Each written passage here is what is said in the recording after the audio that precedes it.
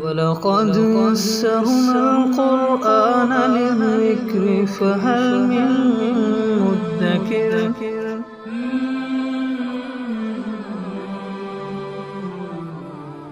سورۃ البقرہ آیت نمبر 6۔ اعوذ باللہ من الشیطان الرجیم، بسم اللہ الرحمن الرحیم۔ ان الذین کفروا سواء علیہم اانذرتہم ام لم تنذرہم لا یؤمنون، ختم اللہ علی قلوبہم وعلی سمعہم وعلی ابصارہم غشاوۃ ولہم عذاب عظیم۔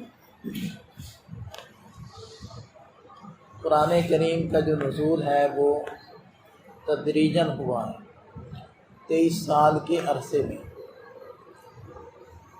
اور کبھی تو ایک چھوٹا سا آیت کا حصہ نازل ہوا ہے اور کبھی پوری سورت نازل ہو گئی ہے۔ اب غیر اولی الضرر یہ ایک لمبی آیت کا چھوٹا سا حصہ ہے، یہ مستقل طور پر نازل ہوا اور یہ سب سے مختصر وحی تھی، اور سورہ انعام پوری کی پوری نازل ہوئی۔ تو یہ مختلف شکلوں کے اندر کبھی کم کبھی زیادہ، کبھی پوری آیت کبھی 2 آیتیں ایسے نازل ہوتی، اور پھر نبی پاک صلی اللہ علیہ وسلم حضرات صحابہ کرام کو بتاتے کہ یہ فلاں آیت کا حصہ ہے، یہ فلاں سورت کی آیات ہیں، ان کو فلاں آیات کے بعد یا ان سے پہلے رکھ دو۔ یعنی یہ سوال کیا کفار نے کہ قرآن پورا نازل کیوں نہیں ہوا۔ وقال الذین کفروا لولا انزل علیہ القرآن جملۃ واحدہ، کافروں نے کہا کہ آپ علیہ السلام پر قرآن جملۃ واحدہ یک بارگی کیوں نہیں نازل ہوئی۔ تو اللہ تعالیٰ نے ارشاد فرمایا کذالک، ہم نے اسی طرح تھوڑا تھوڑا کر کے نازل کیا ہے، لنثبت بہ فؤادک، تاکہ اس کے ذریعے سے ہم آپ کے دل کو مطمئن رکھیں اور آپ کے دل کو ثابت قدم رکھیں۔ ورتلناہ ترتیلا، اور ہم نے قرآن تدریجاً آپ کے سامنے پڑھا ہے، اور تدریجاً پڑھنے کا مقصد کیا تھا کہ جب بھی کوئی واقعہ پیش آئے، جب بھی یہ مشرکین، یہ کفار کوئی سوال لے کر آئیں، کوئی بات لے کر آئیں، تو ہم اس کی تفصیل اور اس کا جواب آپ کے سامنے لے کر آئیں۔ لہذا مفسرین لکھتے ہیں کہ جو تھوڑا تھوڑا قرآن نازل ہوا ہے اس کی بہت ساری حکمتیں ہیں۔ پہلی حکمت تو یہ ہے کہ نبی پاک صلی اللہ علیہ وسلم امی تھے، سارا قرآن نازل ہو جاتا تو وہ سارا یاد کرنا ہوتا، اب تھوڑا تھوڑا نازل ہوا تو تھوڑا تھوڑا یاد کرنا پڑا۔ دوسری چیز یہ ہے کہ قرآن پاک احکامات کا مجموعہ ہے۔ اب نماز کا بھی اس میں حکم ہے، زکوٰۃ کا بھی حکم ہے، اس میں شراب چھوڑنے کا بھی حکم ہے، وراثت کے بھی بہت سارے احکامات ہیں۔ اب اگر پورا قرآن نازل ہوتا تو پورے قرآن پر فوری طور پر عمل کرنا ہوتا، جبکہ قرآن تھوڑا تھوڑا کر کے ایک ایک حکم نازل ہوا، اور بعض احکامات تو بتدریج نازل ہوئے کہ پہلے جیسے شراب کے احکامات ہیں تو وہ بڑی ہی ترتیب سے اور تدریج کے ساتھ نازل ہوئے ہیں تاکہ اس کا چھوڑنا آسان ہو۔ تو ایک ایک حکم کر کے نازل ہوا تو آسانی سے حضرات نے اس کے اوپر عمل بھی کر لیا، یہ بھی اس کا فائدہ تھا۔ تیسری چیز یہ تھی کہ آپ علیہ السلام مشرکین اور کفار کے رد عمل سے پریشان ہو جاتے تھے کہ وہ بات نہیں سنتے، تالیاں پیٹتے ہیں اور آپ علیہ السلام کو تکالیف پہنچاتے ہیں۔ تو حضرت جبریل علیہ السلام کا تشریف لانا وحی لے کر یہ آپ علیہ السلام کی دل کی تسلی اور حوصلے کی بلندی کا سبب ہوتا تھا۔ اور دیکھیں کہ قرآن کریم کی بہت ساری آیات وہ کسی واقعے کے پس منظر کے طور پر نازل ہوئی ہیں، یعنی کہ کوئی واقعہ ہے تو کوئی واقعہ اس آیات کا پس منظر ہے، یا کوئی سوال کیا گیا تو اس کا جواب ہے، کوئی اعتراض کیا گیا تو اس کا جواب ہے۔ تو یہ مختلف جب واقعات پیش آئے ہیں تو ان کے جواب کے اندر قرآن کی بہت ساری آیات نازل ہوئی ہیں۔ اس لیے اگر وہ پہلے ہی نازل ہو جاتا تو خاص اس واقعے یا اس سوال کے جواب میں پھر قرآن کیسے آتا ہے؟ تو یہ بہت ساری حکمتیں ہیں کہ قرآن تھوڑا تھوڑا کر کے نازل ہوا۔ ابھی ہماری سورہ بقرہ چل رہی ہے اور ہم 5 آیات اس کی مکمل کر چکے ہیں۔ اس میں سے پہلی آیت کے اندر تو پہلی 2 آیات میں اللہ تعالیٰ نے بتایا کہ یہ قرآن ہر قسم کے شک و شبہ سے پاک ہے، اور اس کے بعد 3 آیات میں متقین کی کچھ صفات بیان کی گئی ہیں۔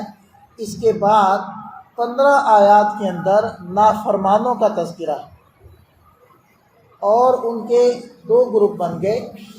ایک گروپ ہے کفار کا، کفار وہ لوگ تھے جنہوں نے انکار کیا اور کھلم کھلا انکار کیا، اور دوسرا گروہ ہے منافقین کا۔ منافقین کو لوگ تھے کہ اتنی جرات تو نہیں کر سکے کہ وہ کھلم کھلا کہہ دے کہ ہم نہیں مانتے، تو ظاہری طور پر تو انہوں نے تابعداری کی، لیکن دل کے اندر وہی کفر تھا۔ تو ان 15 آیات میں سے پہلی 2 آیتوں کے اندر جو آج ہم نے تلاوت کی ہیں کفار کا تذکرہ ہے، اور بعد والی 13 آیات کے اندر منافقین کا تذکرہ ہے۔ تو ارشاد فرمائے ان الذین کفروا، یقیناً وہ لوگ جو کافر ہوئے، سواء علیہم، ان کے لیے برابر ہے، انذرتہم، آپ ان کو ڈرائیں، ام لم تنذرہم، یا آپ ان کو نہ ڈرائیں، لا یؤمنون، یہ لوگ ایمان نہیں لائیں گے۔ جو لوگ کافر ہوئے مطلب اللہ تعالیٰ کے علم میں ہے جن کے بارے میں کہ وہ ایمان نہیں لانے والے، وہ ہر دھرم ہے، ضدی ہیں، وہ نہیں ایمان لائیں گے، ان کے بارے میں اللہ تعالیٰ فرما رہے ہیں کہ سواء علیہم، ان کے لیے برابر ہے، آپ ان کو دعوت دیں یا نہ دیں، ان کے لیے برابر ہے، آپ کے لیے برابر نہیں ہے۔ آپ کو تو بہرحال اجر و ثواب ملنا ہے دعوت کا، اگر کوئی اگلا نہیں مانتا پھر بھی آپ کو اجر و ثواب ملنا ہے، اگر مانتا ہے پھر بھی ملنا ہے۔ ہاں، ان کے لیے برابر ہے، آپ ان کو ڈرائیں نہ ڈرائیں، آپ ان کو دعوت دیں نہ دیں، کیونکہ وہ ضدی ہیں، اور ان لوگوں نے اپنی ضد کی وجہ سے اپنے دلوں پر مہر لگوا لی ہے، جیسے کہ اگلی آیت میں آ رہا ہے۔ تو آپ ان کو سمجھائیں نہ سمجھائیں، ان کے لیے برابر۔ تو اس سے پتہ چلا کہ بعض لوگوں کے بارے میں آدمی کے دل میں یہ ہوتا ہے کہ یار اس نے ماننی تو ہے نہیں، میں اس کو کیوں دعوت دوں، میں اس کو کیوں سمجھاؤں۔ تو دیکھیں وہ مانے یا نہ مانے، ہمارے ذمہ ہے کہ ہم اس کو دعوت تو دیں، ہم اس کو سمجھائیں، اس لیے کہ جب ہم اس کو سمجھائیں گے تو ہمیں اپنا اجر و ثواب تو پورا مل جائے گا، وہ مانے گا تو ٹھیک ہے، نہیں مانے گا تو اس کا اپنا نقصان۔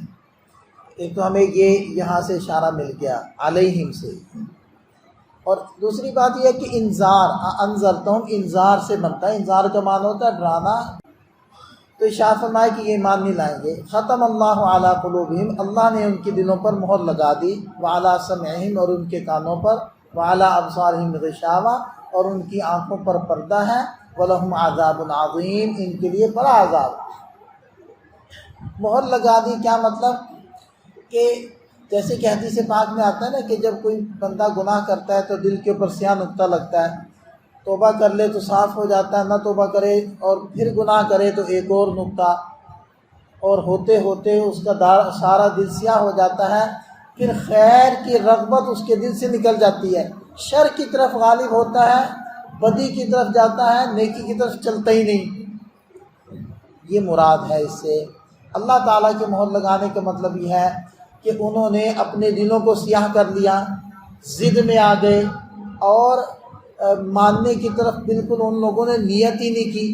جب وہ لوگ اس طریقے سے سخت ہو گئے اور ان لوگوں نے پکی نیت کر لی کہ ہم نے نہیں ماننا، تو پھر اللہ تعالیٰ نے بھی فیصلہ کر لیا کہ لو جی، اب تمہارے دل سیاہ ہو گئے، اب تم ہدایت کی بات سن بھی لو تو تمہیں سمجھ ہی نہیں آنی۔ یہ ہے کانوں پر مہر لگ گئی، دل مانے گا ہی نہیں، دل متوجہ ہی نہیں ہوگا، دلوں پر مہر لگ گئی، اور آنکھوں پر پردہ آ گیا، حق نظر ہی نہیں آ رہا۔ پتہ چلا کہ کفر کی سزا جو آخرت میں ملنی ہے وہ تو ملنی ہے، اور جو انسان ضد کرتا ہے، جو انسان حق کی طرف متوجہ نہیں ہوتا، اس کی سزا آخرت میں تو ملنی ہی ہے، دنیا کے اندر بھی اس کی سزا ملتی ہے۔ اور وہ کیا ہے کہ انسان کے دل کو حق سے غافل کر دیا جاتا ہے، دل پر مہر لگا دی جاتی ہے، حق بات پھر اس کے اوپر اثر ہی نہیں کرتی، اس کو سمجھ ہی نہیں آتی۔ یہ نقص سزا ہے دنیا کے اندر، اور پھر جو آخرت میں ہونا ہے وہ تو عذاب عظیم ان لوگوں کو ملنا ہی ملنا ہے۔ اللہ تعالی ہمیں سمجھ عطا فرمائے، ضد سے اللہ ہماری حفاظت فرمائے، اطاعت اور فرما برداری ہم سب کو نصیب فرمائے۔